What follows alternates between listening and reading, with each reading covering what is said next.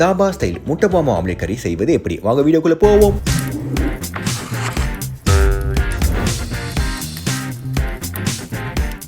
முதலில் ஒரு பாத்திரத்தில் உப்பு, மஞ்சத்தூள் மற்றும் முட்டையை உடைச்சு ஊத்துங்கள். நன்றாக பீட் செய்து கடாயில் ஊற்றி நறுக்கிய வெங்காயம் மற்றும் கொத்தமல்லியை தூவி விடுங்கள். ஆம்லெட்ஸை மடித்து விட்டு எடுத்து விடுங்கள். இப்பொழுது கடாயில் எண்ணெய் ஊற்றி வெங்காயம் மற்றும் ஜிஞ்சர் கார்லிக் பேஸ்டை வதக்கிக் கொள்ளுங்கள். அடுத்தபடியாக தக்காளியை வேக வைத்து அரைத்துக் கொள்ளுங்கள். இந்த பியூரியை வதக்கிய வெங்காயத்தில் ஊற்றி தண்ணீர் ஊற்றி விடுங்கள். இப்பொழுது மஞ்சத்தூள், மிளகாய்த்தூள், உப்பு, கரம் மசாலாவை சேர்க்க வேண்டும். நன்றாக மிக்ஸ் செய்து கேர்டை ஆட் செய்யுங்கள். இப்பொழுது சிறிதளவு கடலை மாவை வறுத்துக் கொண்டு சேர்க்க வேண்டும். நன்றாக மிக்ஸ் செய்து மீண்டும் தண்ணீரை ஊற்றுங்கள். இப்பொழுது செய்து வைத்த முட்டை ஆம்லெட்டை அடிக்க வையுங்கள். முட்டையம்மா முட்டையம்மா நானும் சுட்டு போட்டேனே, சப்பாத்திக்கே அந்த முட்டை நானும் தொட்டு சாப்பிட்டேனே. எஸ், ஆம்லெட்டை திருப்பி மசாலாவில் குக்காக விட்டு கொத்தமல்லி மற்றும் கரம் மசாலாவை தூவினால் சுவையான முட்டபோமா ஆம்லெட் கிரேவி ரெடி. சப்பாத்தியுடன் நன்றாக உள்ள இறக்கி ஹவுஸ்ஃபுல் ஆக்கியாச்சு.